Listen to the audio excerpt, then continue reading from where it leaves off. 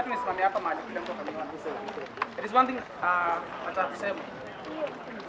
Serikali inaweza kosa kupatia justice na hata kila mtu anaweza kosa kupatia. But there is God in heaven. Yes. One thing that I know. Hiyo damu yao kijana hizi mkaburi. Yes. If you can remember the story of Abel na Cain. Wakati damu ya Abel ilimwagika mchanga. There is something happened. Ililia na sauti. Mungu anasikiaga sauti ya justice. And because tumekuja hapa hivi juu tumekosa haki yetu. There is God in heaven. Tukimuita, I know he'll do something. Yes. Aba Father, katika jina la Yesu Kristo.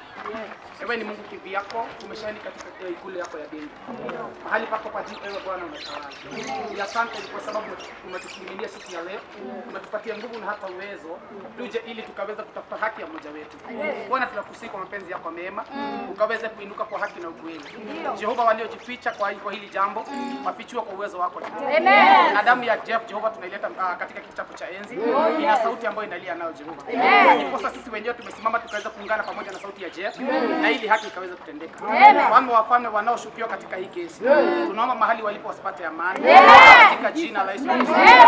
Wafalme mchanga iliyokunywa damu ya Jeff ikawalaani wenyewe katika jina la Yesu. Tunatangaza ya kwamba walio wote husika katika hili jambo, hakuna mtu ataenda hivyo pasipo hukumu ya Mungu katika jina la Yesu Kristo.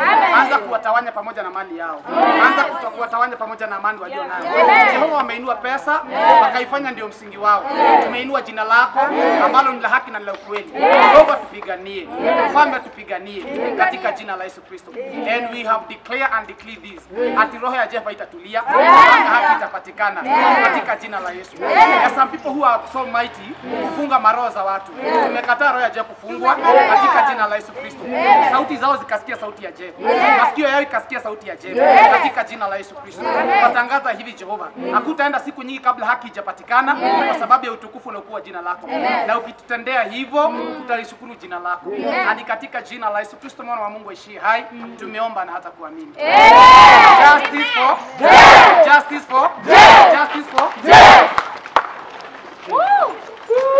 Let me try to come.